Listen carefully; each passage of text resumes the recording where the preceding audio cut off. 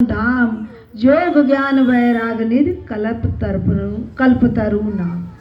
हमारे शिव के बारे में कहा गया है कि हे प्रभु, आप समर्थ हैं, सर्वज्ञ हैं और कल्याण स्वरूप हैं। आप सभी कलाओं और गुणों के निधान हैं और योग तथा ज्ञान वैराग्य के आप स्वामी हैं। आपका नाम शरणागतों में कल्प वृक्ष के समान है। इसलिए शिव की महिमा, उनकी उपमा किसी भी देवी देवता से हम कर नहीं सकते। वो एक अतुलनीय है, जिनकी महिमा का हम ना वर्णन कर सकते हैं, ना हम बखान कर सकते हैं, क्योंकि हम उनके आगे बहुत ही निम्न कोटि के, निम्न से निम्न कोटि के हम तुच्छ प्राणी हैं। ये शिव का दिया हुआ जो तन है, ये शरीर है, चोला है। हम शिव के साम्राज्य में आए हैं। शिव ने हमें अपने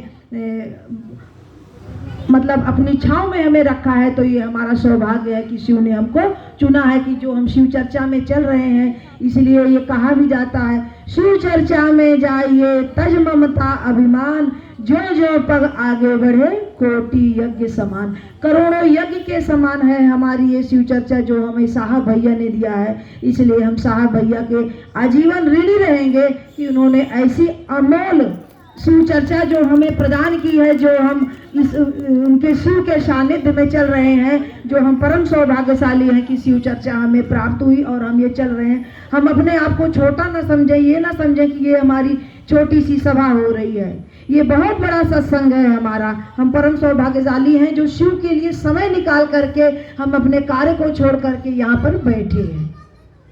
तो इसलिए हमें दया मांगनी चाहिए शिव जी की, हे शिव, हम नित्य प्रतिदिन आपकी सेवा में चले और हमारे मन में किंचित मात्र भी अहंकार जागृत ना हो, हमारे अहंकार का नाश हो। और नए वर्ष में जो आ रहा है, हम इसमें हमारा कर्म सुधरे, हमारा जीवन सुधरे, हमारा अच्छा सुमार्ग प्रशस्त हो, हम एक दूसरे के लिए मदद के लिए खड़े हो, एक दूसरों के लिए चले। अरे अपने लिए तो सभी जीते हैं, सुअर कुत्ता भी जीता है, तो हमें दूसरों के लिए भी जीना चाहिए। कहते ना, जब कह रहे शिव चर्चा में जाइए तज ममता अभिमान, इसका मतलब है अपने अंदर के अहंकार को, घमंड को, सबको त्याग करके आप शिव चर्चा में चलिए। अब जब शिव चर्चा में आप नित्य चलेंगे, उनको गुणों को अपनाएंगे, आपका करुणा होगा, दया होगा, आपके मन में प्रेम जागृत होगा, तो आप स्वयं शिव के समीप जाएंगे।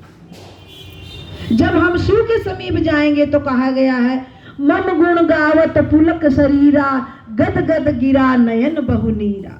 जब हम शिव के प्रति चलेंगे तो हमारा शरीर क्या बोलेगा? अहंकार की भाषा नहीं बोलेगा। हमारा शरीर में रोम रोम में शिव शिव शिव, और हमारे अश्रु, नैनों से अश्रु बहेंगे और हमारी क्या होगी? वाणी मूक हो जाएगी, हम गूंगे हो जाएंगे, हम निशब्द हो जाएंगे।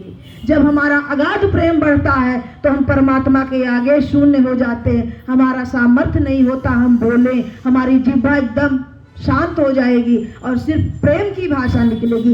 तब हम स्वयं को समझेंगे कि हम शिव के समीप जा रहे हैं। ये शिव शिष्टता की पहचान है।